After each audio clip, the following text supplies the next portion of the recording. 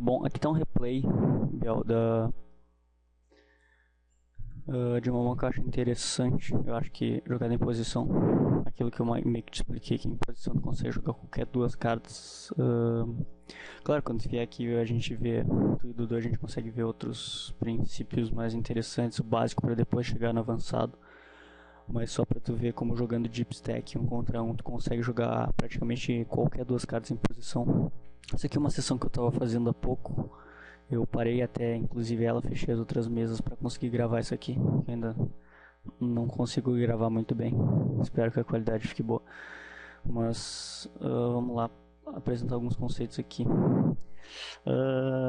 Abrindo as ideias no cutoff justo.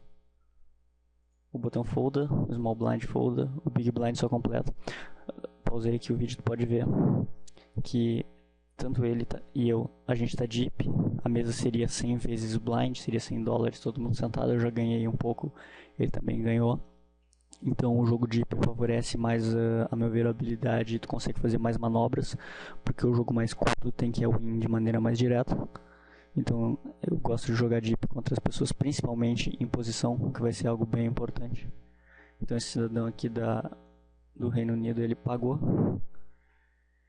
E ele abre com check, como aquele princípio que a gente já tinha explicado. Quem domina a ação pré-flop vai continuar sendo o agressor pós-flop. Ele passou essa agressão para mim, eu que mostrei força e iniciativa. Aqui, uma das grandes questões que a gente vai ver, que é, acho que um dos fundamentos, um dos pilares do No Limit, é quando dá continuation bet ou quando não dá continuation bet. Existem situações que é melhor dar check behind, existem situações que é melhor dar bet, existem situações que é melhor dar second 2 barrels, 3 barrels. Tudo isso a gente vai ver. A principal questão da continuation bet, como eu te falei, é sempre tentar buscar qualquer tipo de draw, qualquer tipo de percentual no turn que dê um pouco de improve na tua mão, melhore a tua mão, e tu consiga continuar betando, disparando second barrel, fazendo a aposta no turn. Por quê? Porque isso te dá a equidade de acertar a carta no river e fazer tu conseguir ganhar um grande pote contra o vilão, sem contar que ele pode largar a mão a qualquer momento. Então aqui a gente tem o backdoor flush draw com o 10, o que eu acho justo, não é uma carta alta, mas não é uma carta baixa. E a gente tem o as, que consegue ganhar com high card, porque nesse board não é um board dry, não é um board seco do tipo J52 Rainbow. Ele é naipado, né? Tem um flush draw e ele tem 2 pares. E tem a possibilidade também de straight, porque as cartas estão próximas. Mas é um board que o vilão vai errar muitas das vezes. A não ser que ele tenha um 6 e 8 e a gente está na frente com um as. Então aqui eu acho que justifica dar continuation bet. A gente vai e beta 2/3 do pote. No pote de 6 a gente beta 4. Por que não menos? Por que não mais? Mais não se torna rentável, matematicamente falando, e menos também não, porque ele consegue dar um call com um flush draw, que nem a gente tinha visto explicado como é que se calcula o flush draw. Bom, faz de conta que ele tem duas cartas aqui para fechar o flush, ele vai ter 9 outs, isso dá 32% de chance dele acertar a carta no turn. Então a gente tem que betar no mínimo 50% do pote para fazer a probabilidade dele ficar negativo, o EV, o expected value, o valor esperado da mão ficar negativo, porque se a gente apostar 32% ou menos do pote, que é 6, ele se torna rentável o call dele com flush draw. Mas qual é o próximo passo que os jogadores de poker começaram a fazer algum tempo atrás? É o seguinte: eu tenho um flush draw, eu tenho 32% de equidade de ganhar a mão, e ele vai dar continuation bet 80% das vezes, e muitas vezes ele não vai estar, ele vai estar com air, não vai ter nada na mão, que é o nosso caso.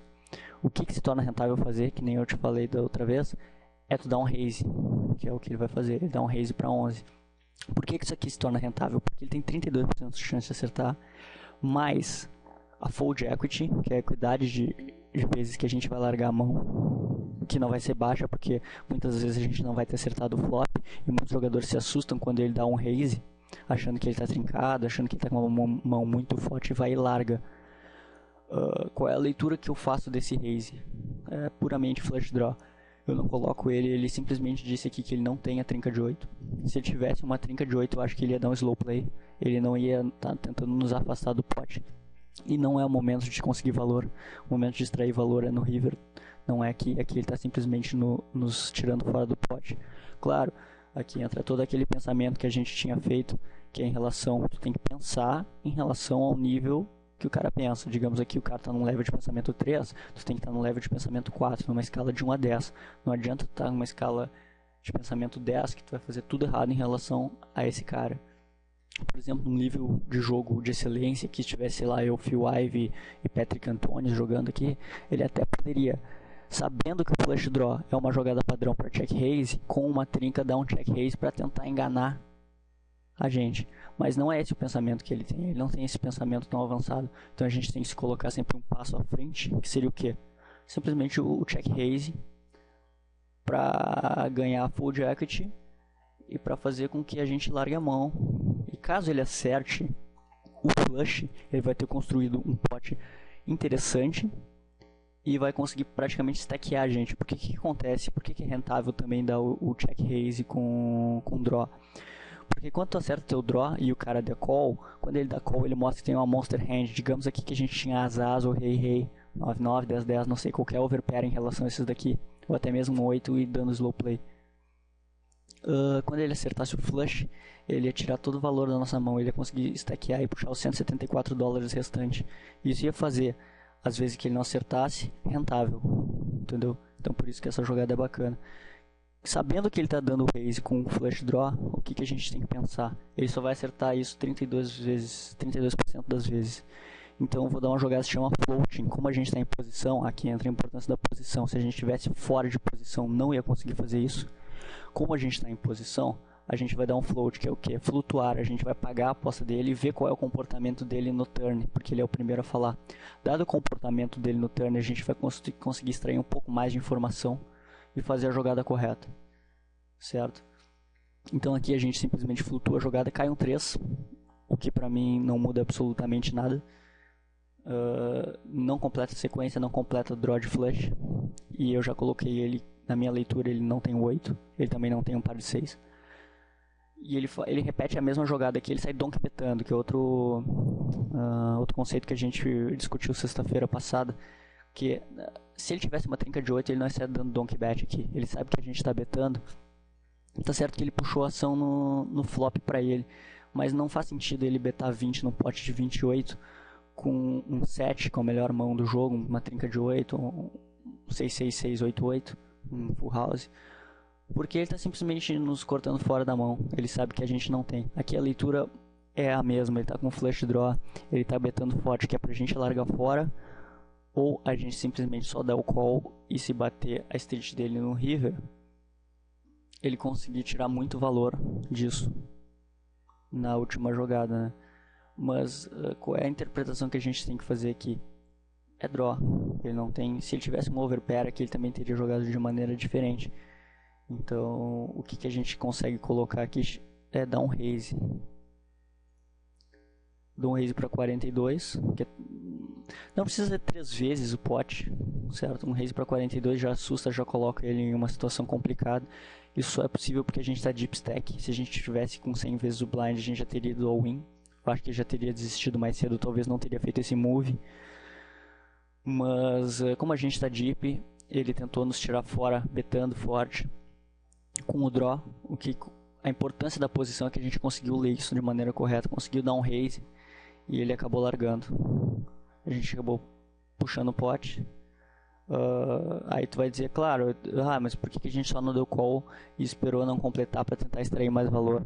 É o que eu te digo, é sempre bom puxar um pote de 60, 70 do que ele completar e tu se ver obrigado a dar o call e perder 200. Não pega pela ganância.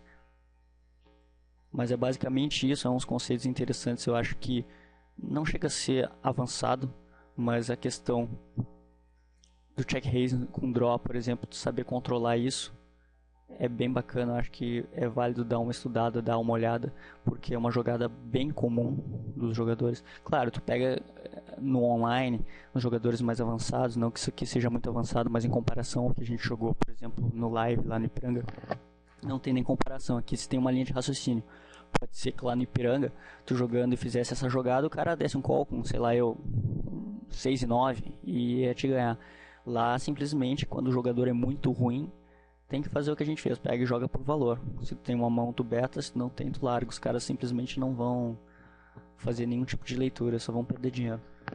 Mas basicamente isso é interessante, eu acho interessante esse lado psicológico, esse lado analítico do online, mas para conseguir fazer esse tipo de jogada, tu tem que saber qual é a tendência que esses jogadores utilizam em relação a draws, em relação a trinca, em relação a overpair, e usar isso a teu favor, sempre um passo acima dele, sempre pensando o que ele está pensando, certo? Não mais avançado que isso. E aí, bom, na próxima sexta, aí, se vocês quiserem se reunir, tu e o Dodô, só aparecer, a gente dá uma estudada, a gente faz umas mãos aqui, umas sessões, e se embora. Um abraço.